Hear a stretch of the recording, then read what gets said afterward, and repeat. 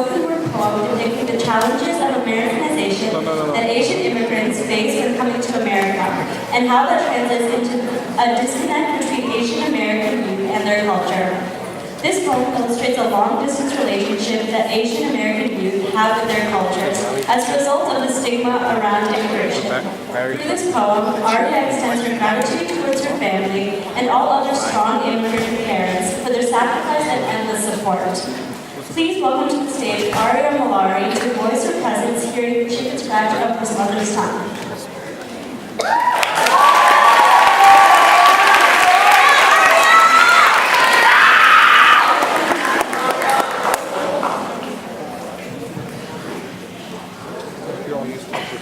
My father's need to assimilate has made chicken scratch of our mother tongue and forced us down the road of a new country that doesn't understand us. When my father came to this country, English pulled the voice of his grandparents out of his throat, forcing every syllable of his language off of his lips, to the point where when he tries to relearn his language, the words are too foreign for his mouth to welcome. His parents were afraid that even the slightest hint of an accent would make him stand out. They worried that people would ask him where he came from before saying hello or tell him that he spoke good English for an immigrant. Because their thick accents were like brands stamped upon their tongues, telling their fellow Americans of their crime, cheating on the country they married with their first love. Because their thick accents labeled them as uneducated, even though the people scolding them only knew one language, and their tongues knew three. So they sacrificed passing down the language carried on the lips of their ancestors to their son, a family heirloom lost in time and country. And they prayed that their sacrifice would protect him, because though they could tune the sound of his voice, they could not change the color of his skin. English is my father's second and only language, my first and only language.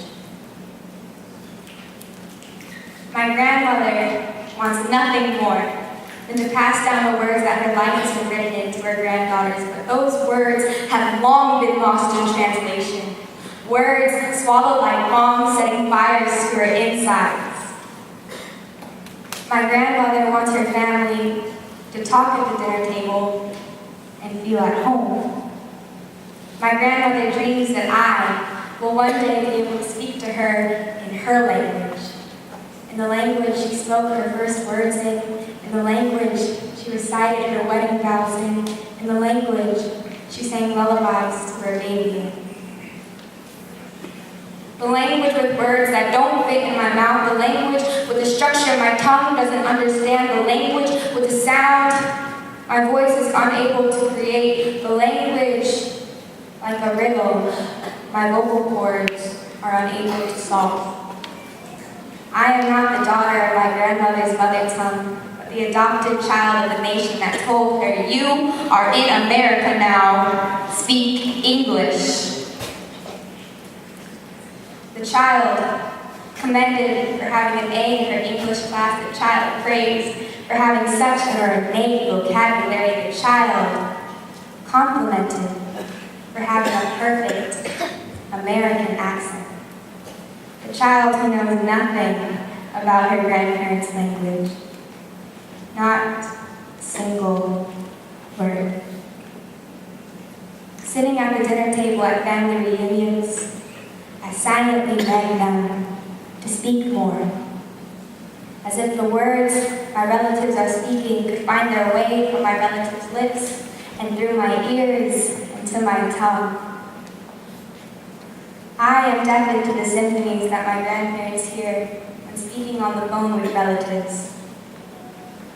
It's a melody I can hope to hum but never sing, with lyrics like words in a word search, a tune my tongue cannot dance to, getting tied up by each and every sentence. When they pass me the phone, I have no words to say. I hear the words that my relatives are speaking, but it sounds like alphabet soup.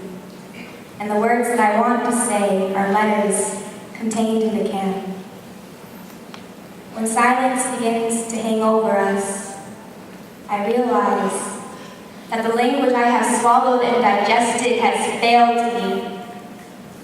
Because the language of my motherland is not where my voice takes shelter, because the words that my aunts and uncles are speaking have no meaning in my ears, because I have become a part of the people that my grandparents were worried about, because I hear the same chicken scratch in my grandparents' language that they hear. Because the only phrase I know